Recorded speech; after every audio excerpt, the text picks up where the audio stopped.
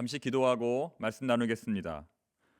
상전의 손을 바라보는 종들의 눈같이 여주인의 손을 바라보는 여종의 눈같이 우리의 눈이 오직 여호와 우리 하나님을 바라보며 하나님께서 우리에게 은혜 베풀어 주시기만을 기다리고 있습니다. 아버지 하나님, 이 시간 청파동교회 모든 성도들에게 하늘의 신령한 은혜를 베풀어 주시옵소서. 오늘도 주의 말씀을 읽을 때마다 그 말씀의 의미를 잘 깨닫게 하여 주시옵소서. 예수님의 이름으로 기도드립니다. 아멘. 샬롬. 지난 한 주간 평안하셨습니까? 오늘 우리가 살펴볼 속죄제는 레위기의 5대 제사 중 네 번째 제사입니다. 영어로는 sin offering이라고 합니다. 그리고 이 속죄제는 히브리어로 하타트라고 하는데 이 하타트는 죄라는 뜻을 가지고 있습니다. 자, 그런데 문제는 속죄죄라는 이름만 가지고는 속죄죄의 정확한 의미를 알 수 없다는 것입니다. 자, 왜냐하면 속죄죄에만 속죄의 기능이 있는 것이 아니라 다른 제사들, 번제나 화목제에도 이 속죄의 기능이 들어있기 때문입니다. 동물로 드리는 모든 제사가 속죄의 기능을 한다는 것입니다. 자, 사랑하는 성도 여러분, 이 속죄제는 과연 어떤 제사일까요? 번제와 이 속죄제의 차이점은 과연 무엇일까요? 자, 질문을 드리겠습니다. 이 질문을 잘 들어보시고 한번 맞추어 보시기를 바랍니다. 자, 이것은 무엇일까요? 속죄죄의 관점으로 볼 때 죄는 사람을 더럽힐 뿐만 아니라 하나님의 이것까지도 오염시킵니다. 다시, 죄는 사람을 더럽힐 뿐만 아니라 하나님의 이것까지도 오염시킵니다. 자, 이것은 무엇일까요? 힌트를 하나 더 드리겠습니다. 우리가 죄를 지으면 우리 자신만 오염되는 것이 아니라 우리가 예배하는 이 장소도 더러워집니다. 자, 이 장소는 어디일까요? 자, 이제 아시겠죠? 이 장소는 바로 하나님의 성전입니다. 하나님의 성소입니다. 다시 말해 속죄죄의 관점으로 볼 때 죄는 사람만 더럽히는 것이 아니라 하나님의 성전까지도 오염시킨다는 것입니다. 우리가 죄를 지으면 우리 자신만 오염되는 것이 아니라 우리가 예배하는 이 교회까지도 오염이 된다는 것이죠. 그러므로 속죄죄의 주요 기능은 오염된 성전을 정결케 하는 것입니다. 사람이 죄를 범하면 그것으로 말미암아 하나님이 계신 이 성소도 더러워지는데 그 더러워진 성소를 정결케 하는 제사가 바로 속죄죄라는 것입니다. 따라서 이 속죄죄는 그냥 속죄죄라고 부르기보다는 성전을 정결케 하는 정결제라고 부르는 것이 더 명확합니다. 자, 뭐라고요? 속죄제는 정결제라고 부르는 것이 더 낫다는 것입니다. 쉽게 말해 속죄제는 성전 청소라는 것입니다. 자, 그렇습니다. 죄로 인해 더러워진 하나님의 성소를 정결케 하는 제사가 바로 이 속죄제입니다. 자, 그렇다면 하나님의 성전을 청소할 때, 하나님의 성전을 정결케 할 때 사용하는 세제는 무엇일까요? 어떤 세제를 사용해야 이 더러워진 성전을 깨끗하게 할 수 있을까요? 우리가 가정에서 사용하는 락스나 하이타일을 사용하면 될까요? 다음 찬송가의 가사를 한번 묵상해 보시기 바랍니다.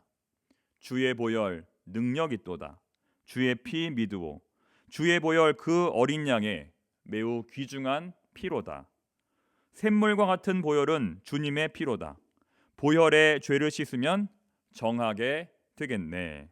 자, 여러분, 어떤 세제를 사용해야 오염된 이 더러워진 하나님의 성전을 깨끗하게 청소할 수 있을까요? 자, 그렇습니다. 그리스도의 보혈이라고 하는 세제를 사용해야 이 성전이 비로소 깨끗해질 수 있습니다. 자, 그리스도의 보혈이란 그리스도께서 십자가에서 실제로 흘린 피, 그 보배로운 피를 가리키는 것입니다. 우리 인간의 구원은 바로 그 십자가에서 흘리신 예수님의 피로 말미암아 이루어진 것입니다. 이 보혈을 다른 말로는 성혈이라고도 부릅니다. 즉, 오염된 성전을 깨끗하게 할 수 있는 유일한 세제는 바로 피밖에 없습니다. 자, 이제 오늘 본문으로 들어가 보겠습니다. 자, 여러분의 성경을 한번 펴보시기 바랍니다. 자, 이 속죄제는 레위기의 5대 제사 가운데서 그 내용이 가장 많이 기록되어 있습니다. 그 내용이 4장 1절부터 무려 5장 13절까지 이어지고 있습니다. 48절에 해당이 되죠. 그러나 이 부분은 우리가 성경에서 가장 읽기가 어려운 부분 중에 하나일 것입니다. 정말 이렇게 보기만 해도 머리가 아픕니다. 골치가 아픕니다. 자, 왜 이렇게 길까요? 왜 이렇게 복잡할까요? 한번 생각을 바꿔보면 중요하기 때문입니다. 중요하기 때문에 이렇게 복잡하고 긴 것입니다. 중요하기 때문에 보다 더 자세하게 구체적으로 기록되어 있는 것입니다. 또 여러분 이렇게 한번 생각해 보면 좋습니다. 자, 야구 좋아하십니까? 야구에서 가장 잘 치는 타자, 홈런을 가장 잘 치는 타자를 뭐라고 부릅니까? 4번 타자라고 부르죠. 자, 마찬가지로 레위기에서 가장 중요한 제사도 바로 이 네 번째에 위치한다는 것입니다. 이 네 번째에 위치하는 이 속죄제를 제대로 이해해야 레위기에서 가장 중요하다고 할 수 있는 대속죄일 레위기 16장의 내용을 우리가 이해할 수 있습니다. 이 속죄제의 확장판이 바로 대속죄일이기 때문입니다. 이 속죄제는 지금까지 우리가 살펴보았던 다른 세 종류의 제사들과 그 구조가 완전히 다릅니다. 기억이 나십니까? 번제, 소제, 화목제의 기준은 무엇이었습니까? 어떤 문장이 있었죠? 여호와께 향기로운 냄새니라. 이 문장을 기준으로 각각 세 개의 문단으로 나누어졌습니다. 그런데 오늘의 본문은 전혀 그렇지가 않습니다. 여호와께 향기로운 냄새니라라는 구절은 4장 31절에 딱 한 번 나타날 뿐입니다. 그렇다면 이 속죄제는 어떻게 구조를 파악해야 할까요? 잘 들어보십시오. 번제, 소제, 화목제의 구조가 제물을 중심으로 구분되어 있다면 이 속죄제의 구조는 그 제물을 드리는 사람의 직분을 중심으로 구분되어 있습니다. 다시 말씀드리면 번제, 소제, 화목제가 비싼 제물에서 값싼 제물의 순서로 되어 있다면 이 속죄제는 직분이 높은 사람에서 직분이 낮은 사람의 순서로 기록되어 있다는 것입니다. 자, 예를 들어 한번 설명해 보겠습니다. 자, 여러분의 성경을 보십시오. 자, 본문 3절 말씀. 자, 우리 3절 말씀을 함께 읽어 보겠습니다. 만일 기름 부음을 받은 제사장이 범죄하여 백성의 허물이 되었으면 그가 범한 죄로 말미암아 흠없는 수송아지로 속죄 제물을 삼아 여호와께 드릴지니. 자, 3절에 나오는 기름 부음을 받은 제사장은 과연 누구일까요? 바로 대제사장입니다. 이스라엘에서 가장 직분이 높은 사람이 바로 이 대제사장입니다. 그래서 이 3절부터 12절까지의 내용은 대제사장이 하나님께 속죄제를 드리는 경우입니다. 그는 흠없는 수송아지 한 마리를 가지고 하나님께 속죄제를 드립니다. 자, 그리고 이어지는 두 번째 대상은 누구일까요?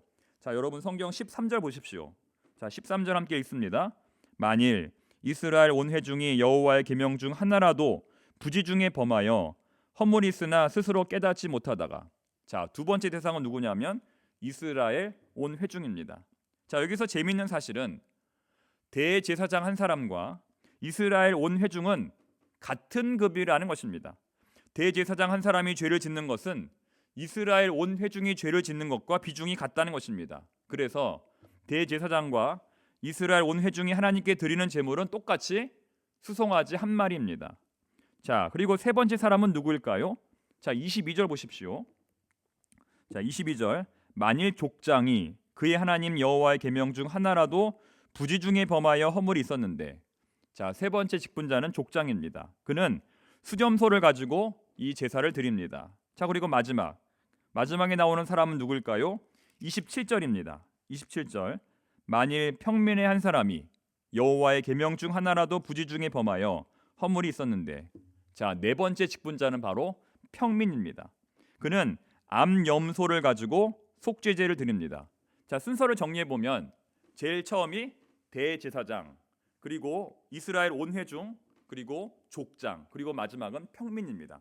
직분이 높은 사람에서 직분이 낮은 사람의 순서로 기록되어 있다는 것입니다. 자, 그렇다면 이 속죄제에서 가장 중요한 의식은 무엇일까요?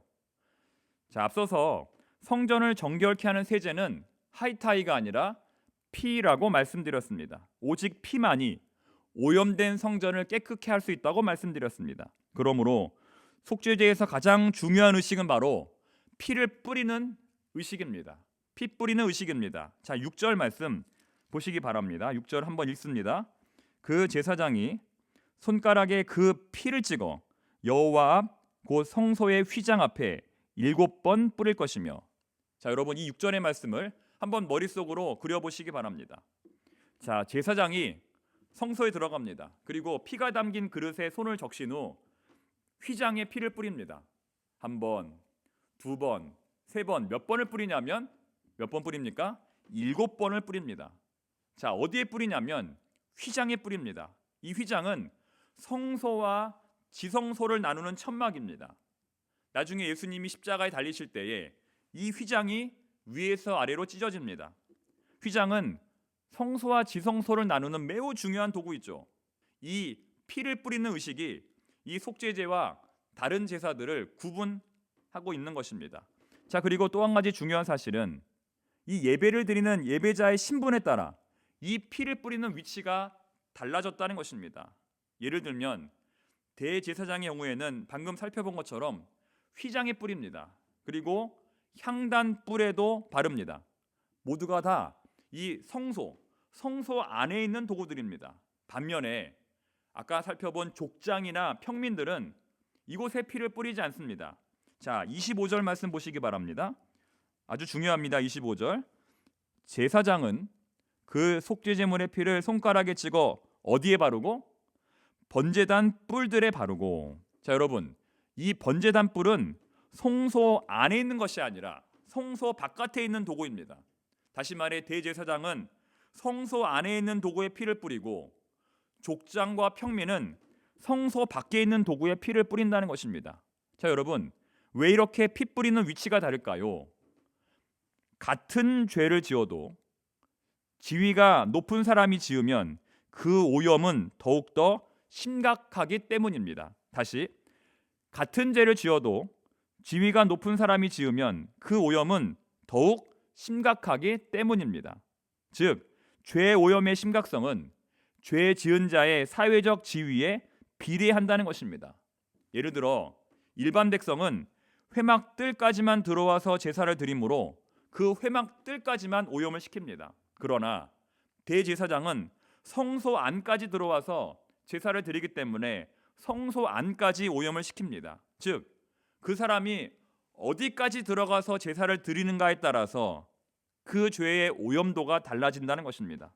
자, 이것을 오늘날 우리에게 적용해 보면 이렇게 저처럼 강단에 올라와서 설교하는 사람이 죄를 지으면 이 강단까지 오염이 되는 것입니다. 반면에 맨 뒤에 앉아서 조용히 말씀만 듣고 돌아가는 사람이 죄를 지으면 그 맨 뒷자리만 오염이 되는 것입니다. 같은 죄를 지을지라도 그 사람의 위치에 따라 그 죄값이 달라진다는 것입니다. 같은 도적질을 했다 하더라도 평민은 5년 동안만 감옥에 가지만 제사장은 5년이 아니라 10년 동안 감옥에 들어가야 한다는 것입니다. 직분이 높을수록 그 죄값을 깎아주는 것이 아니라, 그 죄값을 면책해 주는 것이 아니라 오히려 더 높은 죄값을 요구한다는 것이죠. 자, 여러분, 그것이 합당하지 않겠습니까? 오늘날도 마찬가지입니다. 교회의 중직을 맡은 사람일수록, 신앙생활을 오래 한 사람일수록 죄의 오염도가 더 심각해집니다. 자, 여러분, 여러분들의 직책은 무엇입니까? 교회에서, 사회에서, 가정에서 여러분들의 직책은 무엇입니까? 그 직책이 높을수록 그 책임도 높아지는 것입니다. 그것은 너무나 당연한 원리입니다. 이러한 속죄제의 속성은 우리로 하여금 죄에 대한 새로운 경각심을 불러일으킵니다. 사랑하는 성도 여러분, 저는 특별히 오늘 이 말씀이 바로 이 시대에 주는 메시지가 분명히 있다고 생각합니다. 이 이야기를 해야 할지 말아야 할지 조금 고민했지만 저는 하는 것이 맞다고 생각하여 오늘 조심스럽게 언급을 해보려고 합니다. 요즘 너무나 충격적인 다큐멘터리 가운데 나는 신이다라고 하는 프로그램이 있습니다. 보셨습니까? 이 영상으로 말미암아 전도의 문이 막히고 교회는 더 큰 위기에 빠질 수도 있겠지만 우리의 민낯을 드러내는 이 영상을 우리가 한 번쯤은 살펴볼 필요가 있다고 생각합니다. 아니면 적어도 이 사건을 고발하는 건국대학교 김도영 교수의 말을 우리가 꼭 한번 들어볼 필요가 있다고 생각합니다. 제가 지난 금요일 새벽기도 때에도 잠시 언급을 해드렸는데요.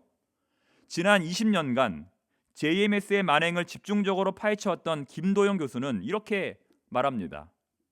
지금 미친 개가 온 마을을 돌아다니며 사람들을 물고 있다면 그 개가 온전해질 때까지 가만히 기다릴 것이 아니라 몽둥이로 그 개를 두들겨 패야 한다.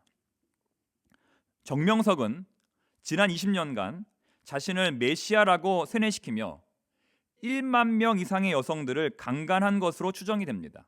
아니, 그 피해자가 무려 10만 명이 넘는다는 이야기도 있습니다. 그는 감옥에서 출소한 그 날로부터 곧바로 다시 여성들을 범하기 시작했습니다. 정명석이 짝지어준 가정이 3천 가정이 넘는데 그중에 3분의 1이 지금 이혼과 파탄의 과정을 겪고 있습니다. 쉽게 말해 지금 이 시간에도 정명석으로 인하여 수많은 사람들이 피해를 당하고 있다는 것입니다. 그런데 안타까운 것은 나는 신이다. 이 프로그램의 제목을 바꿔보면 뭐라고 바꿀 수 있냐면 타락한 목사들의 이야기라고 바꿀 수 있다는 것입니다. 여러분, 여기에 나오는 대부분의 주인공들은 바로 목사들입니다. 그들이 진정 기독교의 목사인지 아닌지는 논의가 필요하겠지만 그들도 한때는 분명 목사였습니다. 여러분, 저도 목사이기 때문에 감히 이런 말씀을 드리는 것입니다. 이렇게 이단 종교가 성행하게 된 이유 중에 하나는 바로 이 목사들의 특권 의식 때문입니다. 물론 한국교회의 대부분의 목사님들은 생계가 어려울 정도로 힘들게 목회를 해나가고 있습니다. 이 목사의 특권을 누리는 사람은 정말 극소수에 불과합니다. 특히 우리 교회의 여러 한국교회의 부교육자들은 그 상황이 더 열악합니다. 여러분, 한번 묻고 싶습니다. 이렇게 사고치는 목사들, 이렇게 문제를 일으키는 목사들, 소위 말해 능력 있는 목사들일까요? 능력 없는 목사들일까요? 능력 있는 목사들입니다. 설교 잘하고 병 잘 고치고 기도만 하면 응답이 이루어지는 정말 능력 있는 목사들입니다. 그런 목사들이 바로 거기에 나오는 주인공들이라는 것이죠. 그들도 처음에는 평범했을 것입니다. 그런데 이 능력이 있다 보니 그 능력이 저주가 되어 자신이 정말 하나님인 줄 알고 하나님 노릇을 하게 되었던 것이죠. 따라서 이제 그들이 감당해야 하는 죄값은 보통 사람들보다도 훨씬 더 큽니다. 그들이 만약 다른 사람들과 똑같이 살인을 하고 성추행을 하고 돈을 횡령했다 할지라도 그들은 몇십 배, 몇백 배의 처벌을 받아야 하는 것입니다. 그런데 만약 그들이 자신들의 많은 돈을 사용하여 다른 이들보다 더 적은 죄값을 치르고 있다면 그것은 상당히 잘못된 것입니다. 오늘 우리가 살펴보는 이 속죄죄의 관점으로 볼 때 그것은 상당히 잘못된 것입니다. 교회에서든 사회에서든 책임자들은 그 죄값을 면책받을 것이 아니라 오히려 배로 지불해야 할 것입니다. 성경을 보면 사람은 하나님 앞에 모두 다 똑같습니다. 사람은 하나님 앞에서 모두 다 똑같은 죄인입니다. 기록된 바 의인은 없나니 하나도 없으며. 자, 그렇습니다. 사도 바울이 나를 본받으라고 말한 이유는 자신이 하나님처럼 완벽하기 때문이 아닙니다. 자신이 하나님처럼 완벽하기 때문이 아니라 자신처럼 십자가를 지고 그리스도의 길을 걸어가라는 것입니다. 자신의 뒤를 따라 이 고난의 길을 쫓아오라는 것입니다. 그러므로 오늘 하나님께 속죄제를 드릴 때 거기서 제외되는 사람은 단 한 사람도 없는 것입니다. 만약 우리가 2000년 전으로 돌아가 하나님께 이 속죄제를 드려야 한다면 이 앞에 있는 제가 제일 먼저 하나님께 속죄제를 드려야 할 것입니다. 그래서 오늘 본문에도 이 속죄제를 드리기 위해 제일 먼저 등장하는 사람이 바로 대제사장인 것입니다. 참고로 1년 동안 지은 백성들의 죄가 축적이 되면 급기야 하나님이 계시는 지성소까지 오염이 되었는데 이를 위해 대제사장은 1년에 한 번씩 지성소에 들어가 그 법궤 위에 피를 뿌리는 속죄의 의식을 행했습니다. 이것이 바로 레위기 16장에 나오는 대속죄일의 의미입니다. 자, 이제 오늘 말씀 맺겠습니다. 자, 오늘 어떠셨습니까? 오늘 굉장히 어렵고 또 중요한 내용이었는데요. 어떻게 이해가 좀 되셨습니까? 속죄제 하면 떠오르는 것이 좀 있으십니까? 속죄제는 정결제입니다. 이 속죄제는 성전 청소입니다. 여러분, 다음에 세 가지를 꼭 기억하시기 바랍니다. 자, 첫 번째, 죄는 사람을 더럽힐 뿐만 아니라 이것까지도 오염시킵니다. 이것은 성전, 교회입니다. 내가 죄를 범하면 나만 더러워지는 것이 아니라 내가 출석하는 교회도 더러워진다는 것입니다. 반대로 내가 깨끗해지면, 내가 거룩해지면 내가 출석하는 교회도 깨끗해지고 거룩해진다는 것입니다. 교회와 나는 하나입니다. 교회와 우리는 일심동체입니다. 내가 잘하면 교회가 칭찬받고 내가 잘못하면 교회가 욕을 먹는 것입니다. 자, 우리 청파동 교회 지금 새로운 성전을 지어야 하는 상황입니다. 겉으로 보기에는 정말 그렇습니다. 그러나 그 내면은 그 어떤 교회보다 더욱 정결하고 깨끗한 교회가 될 줄로 믿습니다. 아멘. 자, 두 번째, 같은 죄랄지라도 이것이 높을수록 오염도가 크다는 것입니다. 같은 죄라도 이것이 높을수록 오염도가 크다. 자, 이것은 바로 직분입니다. 오늘 교회에 처음 나와서 예배 드리는 사람과 저와 같이 이 강단에서 설교하는 사람은 같은 죄를 지어도 그 죄값이 다릅니다. 직분이 높을수록 신앙 연수가 오래될수록 가중 처벌을 받는 것입니다. 자, 여러분, 여러분의 직분은 무엇입니까? 여러분의 신앙 연수는 얼마입니까? 따라서 직분이 높다고 신앙 연수가 길다고 자랑할 것이 아니라 오히려 더 낮아지고 더 겸손해져야 할 것입니다. 왜냐하면 직분이 높을수록 더 높은 수준의 정결이 요구되기 때문입니다. 자, 그리고 마지막 세 번째, 오직 이것을 통해서만 오염된 성소가 정결케 됩니다. 자, 이것은 보혈, 피입니다. 자, 여기 자동차 정비공의 손이 있습니다. 오랜 작업으로 얼룩진 손이 있습니다. 그 손은 보통의 비누로는 잘 씻겨지지 않습니다. 자, 여러분, 볼펜으로 쓴 글씨 지우개로 지워집니까? 욕조에 핀 곰팡이 잘 씻겨집니까? 그런 것들은 강력한 세탁력을 가진 세제로만 그 얼룩이 씻겨지는 것입니다. 마찬가지로 우리의 죄는 보통의 세제로는 절대로 씻겨지지 않습니다. 오직 예수 그리스도의 피라고 하는 특별한 세제로만 이 죄가 씻겨지는 것입니다. 십자가에서 흘린 예수님의 보혈로만 우리가 구원을 받게 되는 것입니다. 자, 그렇기 때문에 우리는 다음에 찬송을 부를 수 있습니다. 한번 제가 가사를 불러보겠습니다. 내 주의 보혈은 정하고 정하다. 내 죄를 정케 하신 주 날 오라 하신다. 내가 주께로 지금 가오니 십자가의 보혈로 날 씻어 주소서. 자, 이외에도 수많은 찬송들이 그리스도의 보혈의 피를 찬양합니다. 왜냐하면 오직 그리스도의 피만이 우리의 죄를 씻기 때문입니다. 자, 사랑하는 성도 여러분, 이제 부활절을 맞아 우리 교회가 대청소를 준비하고 있습니다. 페인트 칠도 새로 하고 교회의 여러 시설을 보수할 준비를 하고 있습니다. 예수님의 부활을 준비하며 교회가 아름답게 꽃단장을 하려는 것입니다. 교회는 무엇보다 우리 하나님께서 임재하시는 곳이기 때문에 더 정결하고 더 깨끗해야 합니다. 지난주 토요일에는 골목 대청소를 했습니다. 참 많은 분들이 모였습니다. 이렇게 지역사회를 위해서 청소하는 것은 참 의미 있고 보람된 일입니다. 그렇게 청소하는 모습을 보고 이웃들이 물었습니다. 대체 어느 교회냐? 왜 이렇게 많은 사람들이 나왔냐? 교회가 칭찬을 받은 것입니다. 너무나 좋은 소식입니다. 이제 우리는 우리 하나님께도 칭찬을 받을 때입니다. 하나님은 우리의 정결한 삶을 칭찬하십니다. 우리의 착한 행동을 칭찬하십니다. 손으로 짓는 죄, 입으로 짓는 죄 다 버리고 하나님의 백성답게 사는 우리 청파동 교회 모든 교우들이 되시기를 간절히 바랍니다. 기도하겠습니다. 하나님 아버지, 죄로 인하여 더러워진 저희들의 몸을 주님의 보혈로 씻어 주시옵소서. 죄로 인하여 더러워진 우리의 성전을 주님의 보혈로 씻어 주시옵소서. 지금 이 시대가 이단 사이비 종교로 몸살을 앓고 있습니다. 가정이 깨어지고 삶이 망가진 사람들이 너무나 많습니다. 아버지 하나님, 저들을 불쌍히 여겨주시고 또 이 사건에 책임이 있는 모든 자들이 엄히 심판을 받고 죄값을 치를 수 있도록 하나님께서 강권적으로 역사하여 주시옵소서. 하나님 아버지, 우리 청파동 교회 겉으로 보기에는 작은 교회일지 모르지만 말씀 중심의 바른 영성으로 그 어떤 교회보다 더 건강한 교회, 살아있는 교회가 되기를 원합니다. 아버지 하나님, 참 진리 되시는 예수님만 따라가는, 하나님이 주목하시는 우리 청파동 교회 되게 하여 주시옵소서.